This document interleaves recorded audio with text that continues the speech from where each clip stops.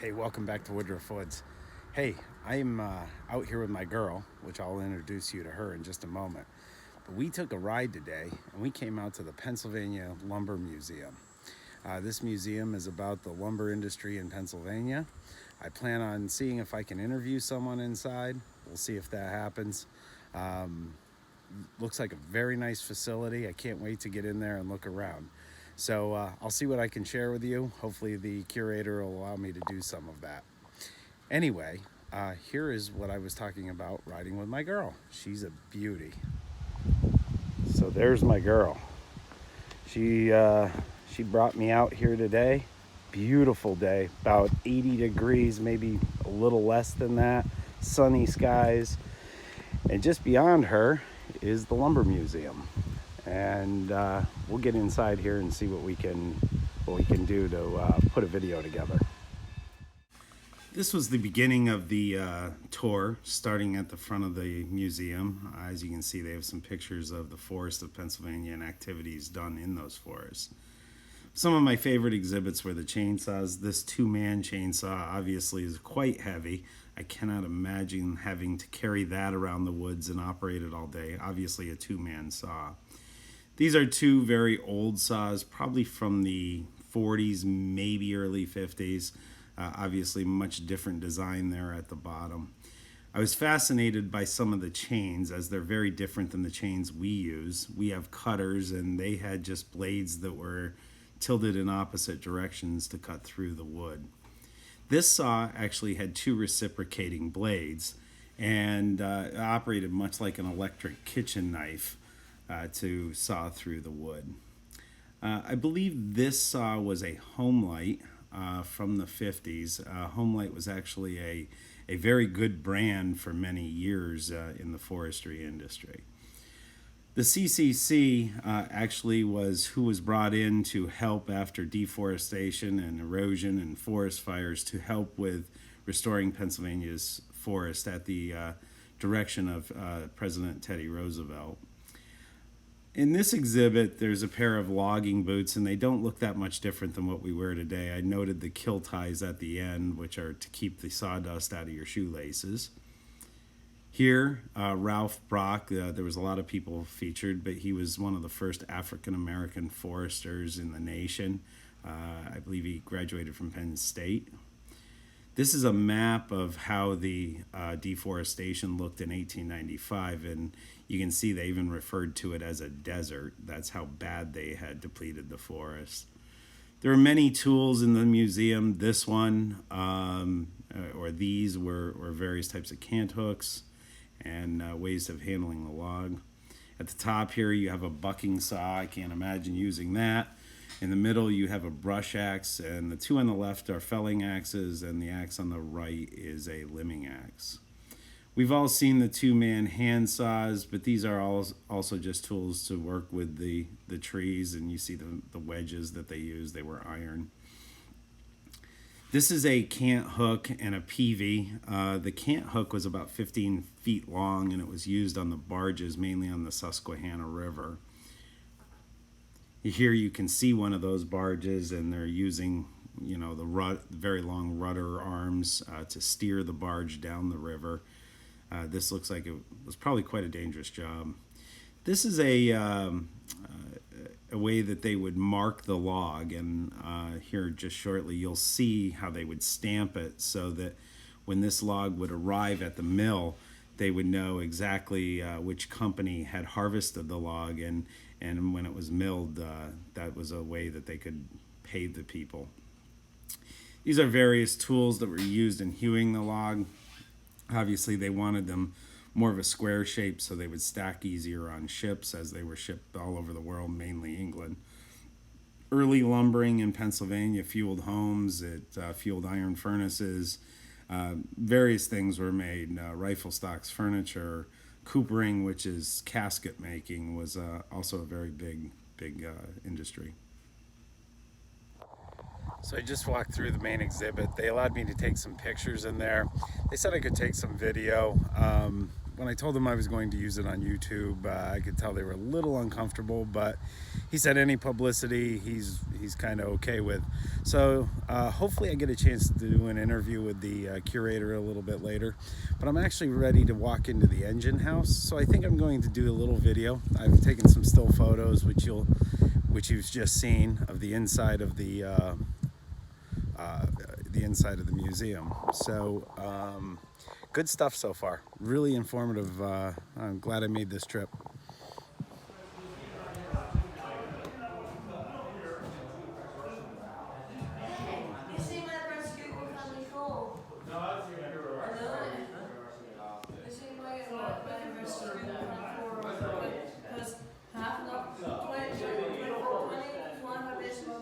They are still running cool. It's crazy. It's ridiculous. All they passed. The patch right here, see that? It goes through. Didn't you run it like that? This is a pretty cool exhibit. This is an old log boom that would have sat on a railroad track. Kind of cool. Obviously everything was cable run at the time. Today, you know, hydraulics have taken over. The picture of the log boom loading a car. Clearly the log boom was steam driven. And that looks, you know, like where the operator probably would have stood, I'm guessing.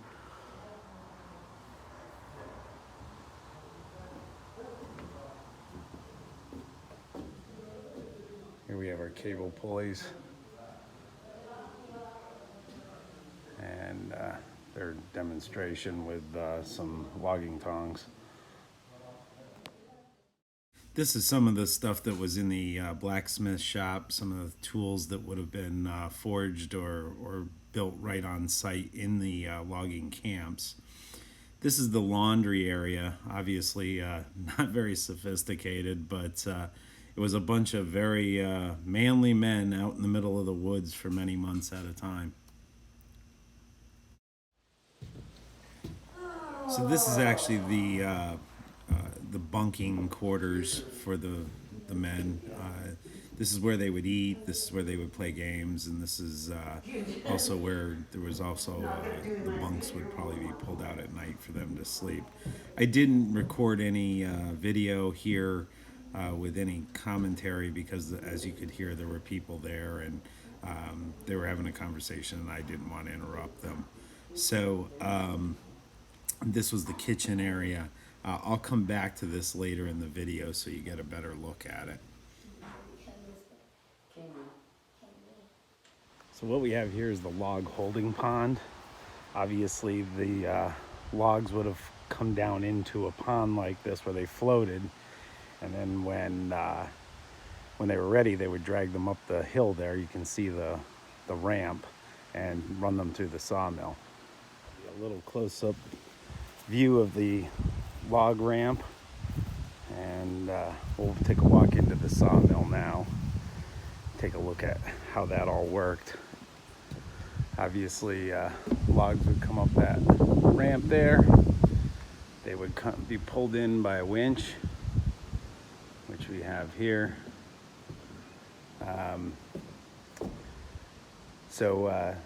Anyway, that ramp that I just showed you is actually called a jack ladder. That's the official term of it. And then over in the background, I'll try to give you a better look. They don't allow you to get too close here. But that's the saw itself, a big circular blade. You can't get a really good look at this, but that is an edger saw. So that's what they would use after the saw had been cut. Or the log had been cut on the big saw. It would be over here and then made into specific widths of lumber. Currently standing in the engine room. You can see all the, I'll try to give you a good look at this.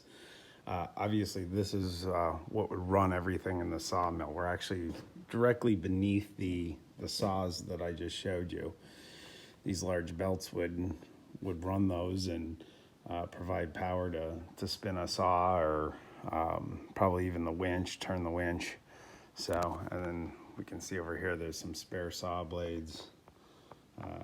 probably pretty realistic look at how an old sawmill would look 100 years ago. We are actually in the boiler room now. You can see the size of this boiler. And then obviously the horses would bring in wood to feed that. And this is where, the heat was generated for the steam.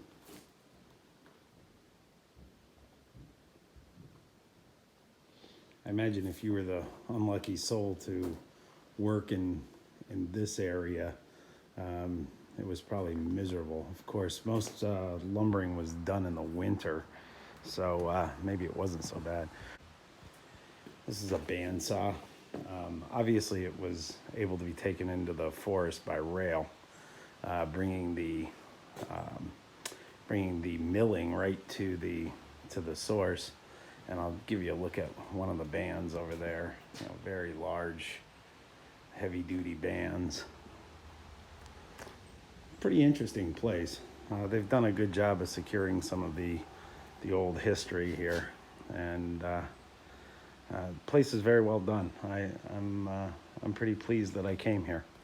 I'm actually out in the yard now, and they do a lot of demonstrations here. Nothing's going on this weekend, but they will have, loggers come in and people that like to recreate the old time way of doing things. I know that they have like a bark peeling kind of contest they do up here. And actually, first week of August is Woodsman Days here in Potter County. So, typically they do stuff, but because of COVID, they've kind of ceased some of these activities. So this is especially interesting to me. This is a Birch Still. So much the same way that you would extract maple syrup, you would do it with birch as well. And in the early 20th century, loggers wanting to make extra money would set up a birch still. And, it took I don't know exactly, but like a week to get a gallon of it. And even like in 1920, birch sap was like $100 a gallon. So, it's just another way to make some money. But it's interesting to me because most of my property is black birch or sweet birch. And that's exactly the type of wood they would have used to create the sap. In fact, I just saw they had, a lot of times they use the twigs. And actually, even if you chew on one of those twigs, it has like a wintergreen flavor to it. I actually just noticed something I missed before. My guess is that conveyor would have removed the sawdust from the sawmill, and then it would have fell into a wagon that, probably didn't look quite like that, but I'm sure the horses would have pulled that away. So I took you through here before, but I'll do a little commentary. This was the kitchen, and I showed you what that might have looked like. But, this was a bunk house and a place where, loggers would eat. See the mess hall in there. Obviously could have ate there. They have some checkers set up, I believe just to show that they played games to pass the time in the evening. A large stove to heat.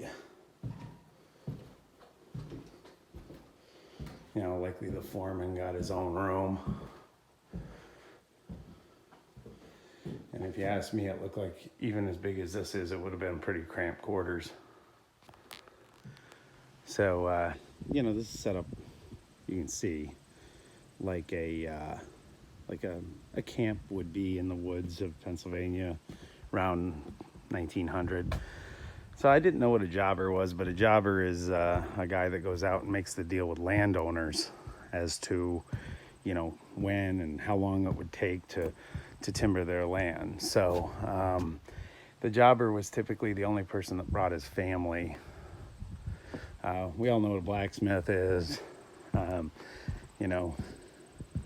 This kind of neat. I hate sharpening saws, but this would be way worse than what I deal with. You can see the two-man handsaw, and it appears that the saw sharpener would probably live in there as well. This is a stable for the horses. Just take you for a quick walk in here. I found this interesting. The being that they brought wood out in the winter, this was probably horse drawn or mule, and they would stack the lumber on there and pull it through the snow.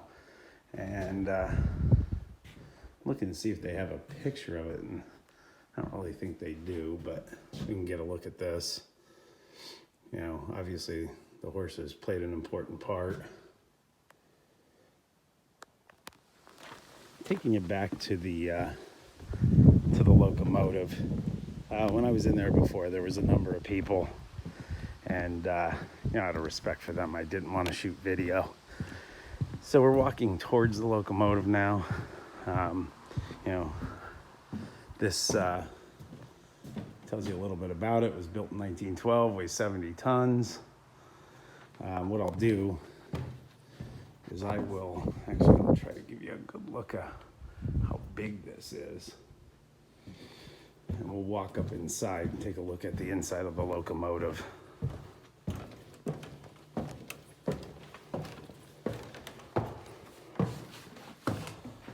So as you can see, coal to feed the boiler, which is right there. Obviously the engineer would have sat in this area, and his view would have looked something like that. But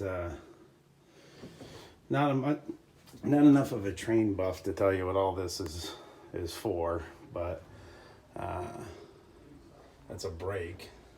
It's labeled, and this is the forward reverse lever. So anyway, at least they labeled a couple. This throttle up here. So there you have it, the Pennsylvania Lumber Museum. Obviously, I didn't show you everything. It is worth a stop, especially if you're in Potter County, Pennsylvania, near the New York State border. Really enjoyed it for what I do and what I enjoy to do. This was absolutely outstanding. So now I get to ride back another 150 miles, about a 3-hour ride from here to get back home. Unfortunately, the sky started to cloud up, so I think I better get myself moving. So anyway, I'll talk to you when I get back to the house and wrap this video up.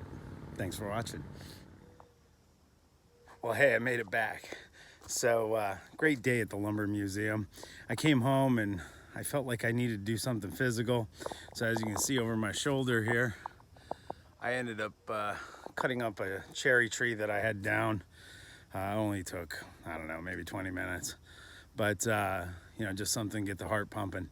Anyway, highly recommend the Lumber Museum for people that like to do the things that I'm doing in these videos. If you're someone who's cutting wood, whether it's for home heating, selling it, whatever your reason, milling it, especially milling it, the Lumber Museum gives you a lot of history. I learned a lot of things.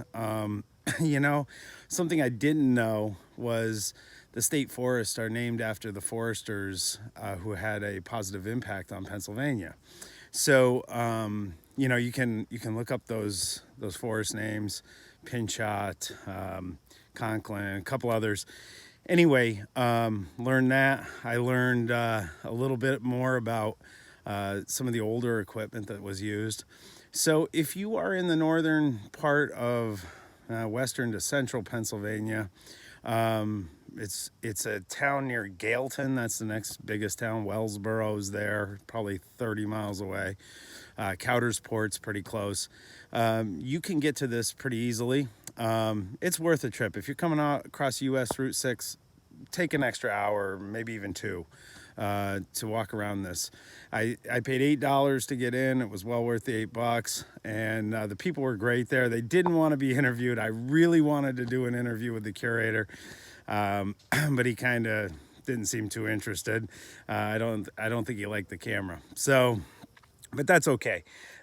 So Anyway, great day. I hope you like this. I know it's a little bit different than what I normally do. Wasn't a ton of action in it, but hopefully along the way you learned something. So anyway, I'll catch you next time. And if you do like this, you know, give me a like or subscribe, and you know, by all means, comment. I'd love to know if you enjoyed this video. So thanks again. I look forward to our next time. Bye bye now.